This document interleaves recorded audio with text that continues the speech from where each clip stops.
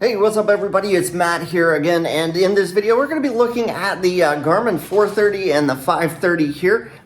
Specifically, this is a review of the RealSimGear, the physical version of the Garmin 530 430 combo that you guys can get. So I'm doing this review with both of them at the same time because they're both very similar products and work pretty much the same way, coming from the same company. So I'm just going to knock both of those out at the same time. Real quick PSA. I would love to feature your flight sim on our channel here at Flight Sim Guides. If you guys are interested, I'm going to leave an email up here. Hit me up. I would love to talk to you guys and hopefully get an opportunity to feature your flight sim on our channel. All right, so back to the review. Let's jump right in and check these out. So I'm going to base this review off of 3 different things. Number 1, just the coolness factor. Okay, maybe 4 things. The coolness factor. Number 2, support. Number 3, durability. And number 4, the guarantee and the return policy. All right, so let's jump right in. We'll take a quick look at the 430, 530 here. So what's really nice about RealSimGear is that they have this physical bezel here, which mimics the exact bezel that you can get inside of like the basic Cessna 172. You'll also find these, the 530, 430 and like the Mooney, one of the new Mooney models, in the RV10, and a lot of different aircraft. You'll see the 530, 430 combo. So it is a very viable avionics package to have, especially if you're going to use it with the G5s, which we'll talk about in another video. So you can get these bezels. The physical bezel will come with the ability or the option for you to use the software in 2 different ways. So you can use the laminar research. We're using X-Plane 11. Now, the laminar research, who creates X-Plane 11, they have their own 530 software which runs it. And that's this software. It's running here. You'll see that it mirrors and mimics exactly what's happening up here. So if I'm going to do some kind of a change here, put an airport in, put a flight plan in, it's there. Now, it's a little bit limited in what you can do and what you can't do. But they have another option, and that is RealityXP. So if you're not familiar with RealityXP, hopefully I'll be able to throw a video or a little picture, show you what RealityXP is.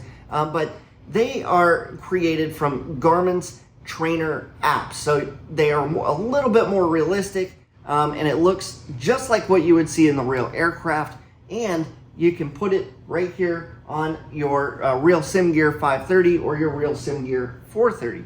So if you want to come in here, you'll see on the 430, I've actually got, and you can barely tell the difference on this one. It actually has the 530, 430, the 430 RealityXP is actually running here. So we can do the flip-flop here with the VOR frequencies. We can go back and forth and change frequencies if we want.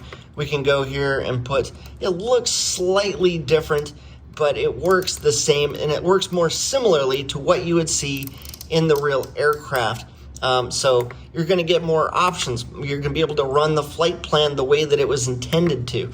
It's going to run the way that it would run if you were going to start up the 530 or the 430 like you would in the real aircraft. It's going to go through the test startup, which is why I highly recommend using the 530 or the 430 with RealityXP. It is a little bit extra, but it's well worth it. Now, the way that I like to run mine is the 530 on the native software here, and then the 430 with the RealityXP. And the reason is because the RealityXP will not allow you to manually update all the Navcom frequencies. So I keep Navcom updated up here on the 530, and then down here, I can still do traffic. I still get terrain avoidance like this. That's something you can only get with the RealityXP.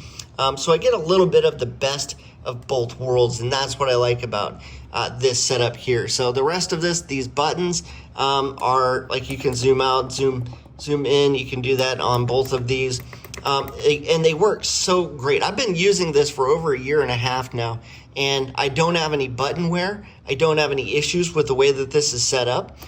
Let's talk a little bit about support for these. This unit here, both of these, with the RealSimGear devices, I was in touch with them via email, and they were very helpful. They also gave me the option of a 30-day money-back guarantee. So they would send these units out to me. I could play with these and test these out on my dime, but if I didn't like them or they didn't work, like if my initial questions were, is this going to work with a Mac? I ended up switching to a PC because I did run into some issues, not necessarily with the 530, 430. I think these probably would work fine on a Mac, but what I want you to take away from that is the fact that they did say, yes, you could get a return. You could play with this for a full 30 days and figure out whether it's yours or not. And I think that was well worth mentioning here, that you could do that. I have a lot of RealSimGear material in this cockpit. I've never returned any of them. I've been able to get them all to work. But as a whole, I liked RealSimGear very much for that purpose. All right, durability, like I said already, this stuff has lasted. I've been pushing buttons. This is probably the most used with all the buttons, CDI, OBS, and all of these buttons over here. But pretty much more so on the 530 because the 530 is just that much cooler than the 430. But it's lasted. All the buttons still, I don't have any loose fitting buttons here. Everything still works. I have no issues with the way that the functionality is on this. Everything still works. Combined with the avionics over here, you can see the button switching going from CDI to GPS. You can see what's going on over here with the Navcom. So things work the way that they should. Everything integrates the way that they should. The durability of this is rock solid, and I love how this is working all together. So as far as like a coolness factor, guys, I couldn't ask for a better. This was the initial reason that I started building my flight sim, was because of the 530, 430, and I'm really glad that I went with the RealSimGear. The RealSimGear, just from the day that I got it out of the box and started playing with it, it actually came, before I stuck it all in a state level panel, it came with its own little metal panel, kind of like its own little stand-up metal panel that was very stable, but it would be much more stable if you were to kind of pin it down on the table. If you were pushing buttons with it just inside of the stand that it came with, you would push it around on the desk. So you definitely want to have it, mounted. The coolness factor of like RealSimGear over something else. I have seen some other options out there, but I didn't like the way that the cabling worked. I didn't like where the cables were sticking out of the side instead of the back. Come on over here and you'll see the 530. You might have to stick that camera right over the edge here, but the 530 and the 430 both have 3 cables coming out of the back: a USB cable, HDMI cable, and a power cable. The 430 actually only has 2, so I take that back. The power is run through USB, so just these 2 devices have 5 cables. When you start sticking G5s and all kinds of other stuff in there, you're gonna have about 11 or 12 cables.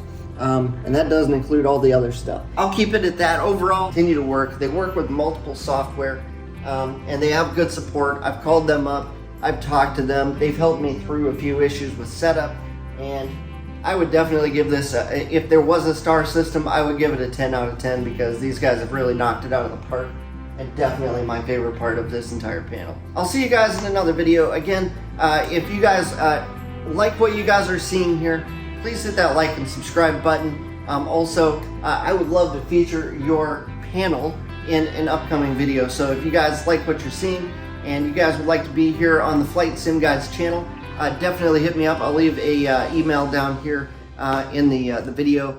Go hit me up. I love to talk to you guys, get you guys featured. So I'll talk to you guys soon. Take care and have a good one.